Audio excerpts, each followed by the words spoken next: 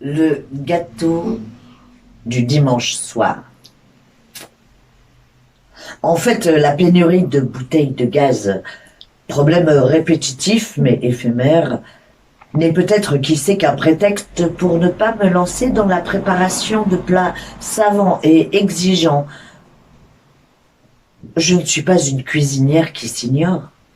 Je ne suis pas un cordon bleu contrarié. Je n'aime pas faire la cuisine et je ne me crois aucun talent pour ça.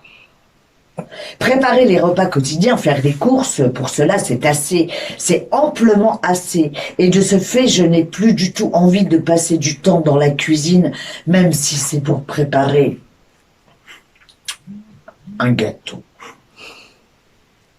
Je préfère lire, jouer du piano, encore et toujours, me semble infiniment plus agréable et même indispensable.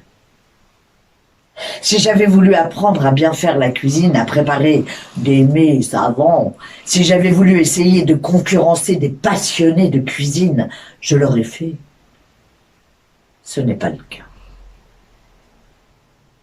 Pourtant, quelquefois, le dimanche, je dérogeais à cette règle non écrite qui consistait à ne pas passer longtemps à la cuisine. En effet, souvent, à ce moment du dimanche, je faisais un gâteau. Un gâteau même sans complexité. C'est un gâteau. Je consultais, et je le fais encore aujourd'hui, ce livre magnifique, La pâtisserie est un jeu d'enfant, de Michel Oliver, ou encore La cuisine est un jeu d'enfant, du même auteur. Sans complexe et sans avoir besoin d'une balance, puisque j'avais trouvé la tasse qui, dans ces livres, est la mesure de toute chose. Et je me disais que j'étais une bonne mère, puisque le dimanche, je faisais un gâteau. Tout fait, gâteau aux pommes vite fait,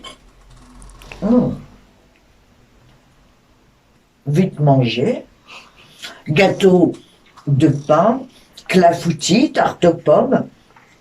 Voilà les recettes simples que je réalisais le dimanche, pour peu qu'on ait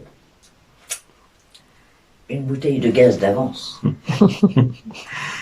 Même au Gabon, la pomme a toujours été pour moi nécessaire en pâtisserie, plus vite épluchée que l'ananas, plus simple d'utilisation que la mangue.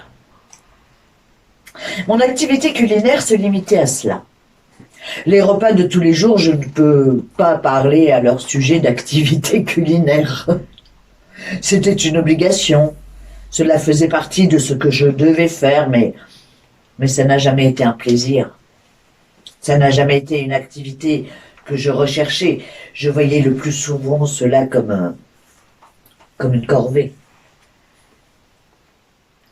Aujourd'hui, je n'ai guère changé sur ce point.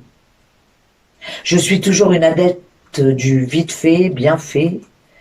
Je n'ai toujours aucune envie de faire des plats formidables comme si c'était mon métier, comme un chef. Et le four ne me sert jamais qu'à faire que des gâteaux. Jamais je ne l'utilise pour cuire la viande ou le poisson, ni pour faire des plats gratinés. Aujourd'hui, plus encore, je suis attentive à l'énergie nécessaire à cuire certaines préparations. Comme je le dis, il y a des années de cela, j'étais presque obnubilée par la consommation de gaz pour des raisons très pratiques. Aujourd'hui, pour de toute autre raison, nous devons faire attention à notre consommation de gaz ou d'électricité. Je reste parfois bouche bée devant les temps de cuisson de certains plats, gâteaux ou autres. 40 minutes à 200 degrés, 1h20 à 180 degrés, etc. J'entends souvent cela dans les recettes proposées à tout bout de champ, comme c'est la mode en ce moment. Où sont les économies d'énergie dont dont on nous parle tant.